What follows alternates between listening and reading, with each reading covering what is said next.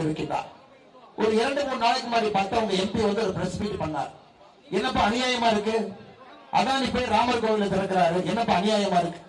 அதெல்லாம் வரவேற்கிறாங்க. இதை நான் வன்மையா கண்டிக்கிறேன். பத்திரிகை நண்பர்கள் நீங்க எல்லாம் கேட்கணும். அதானியை போய் கோவில் திறக்க வைக்கிறாங்க, ராமர் கோவில திறக்க வைக்கிறாங்க, இதெல்லாம் நியாயமான்னு கேளுங்க. அதானிக்கும் ராமர் கோவிலுக்கும் என்ன சம்பந்தம்? அதானி யாரு, அம்பானி யாரு, பிர்லா யாரு, சாமானிய மக்கள் யாரு, பாரத பிரதமர் நரேந்திர மோடி யாருமே தெரியாத ஒரு எம்பி. உண்மையாலுமே அந்த எம்பிக்கு ஒரு 2 வயசு குழந்தைகள் இருக்கக்கூடிய அரசியல் அறிவு உங்க எம்பிக்கு இருப்பதற்கு வாய்ப்பு இல்லை. அண்ணன் ஜெயக்குமார் அவர்கள் அழைத்து இந்த 2ஆம் கிளாஸ் குழந்தைகளுக்கு இருக்கக்கூடிய பொலிட்டிக்கல் சயின்ஸ் புத்தகம், அது இருக்கக்கூடிய 10 கேள்வி இந்த எம்பி கேட்டீங்கன்னா ஜெயக்குமார் அண்ணனுக்கு சத்தியமா 10 கேள்வி தெரியாது. அப்படிப்பட்ட எம்பி ஒரு பக்கம். 2019 தேர்தல் முடிந்த பிறகு கிட்டத்தட்ட 4 வருடம் 10 மாசம் படுத்து தூங்கிட்டு